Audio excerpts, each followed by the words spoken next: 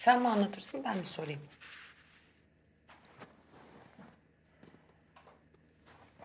Seni dinlemeliydim. Çok geç kaldım. Ömer şimdi bütün vaktini o kızla geçiriyor. Sevgili mi oldular? Yani öyle gibi. Ya da değil, bilmiyorum. Sedacığım, ben Ömer'i çok iyi tanıyorum. O hayatı boyunca hiçbir konuda zorluk çekmedi. Şimdi böyle onun dünyasından olmayan dışarıdan biri gelince böyle bir değişik geldi tabii. Ne demek şimdi bu? Sakin ol demek. Yani dediğim gibi kızdan etkilenmiş olabilir.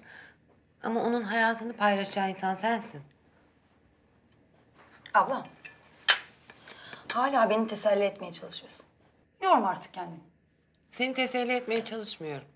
Sen göremiyor musun? Siz Ömer'le aynısınız. Neredeyse beraber büyüdünüz. İkinizin de mutlu olması için gereken tek şey birinin artık cesaret edip ilk adımı atması. Ve farkındaysan bunu artık senin yapman gerekiyor. Ama sen neden beni anlamıyorsun ki? Ya her şey ortada diyorum.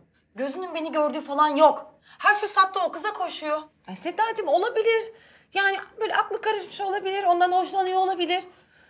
Ama onu mutlu edecek insan sensin. Bak fazla vaktin yok. Ömer'in gözünü aç. Aç ki aşkı böyle saçma sapan insanlarda aramasın daha fazla. Doğru söylüyorsun.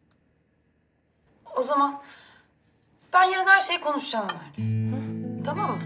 Yani neye mal olursa olsun her şeyi anlatacağım. Aferin. Göreceksin bak her şey çok güzel olacak. Asla pişman olmayacaksın.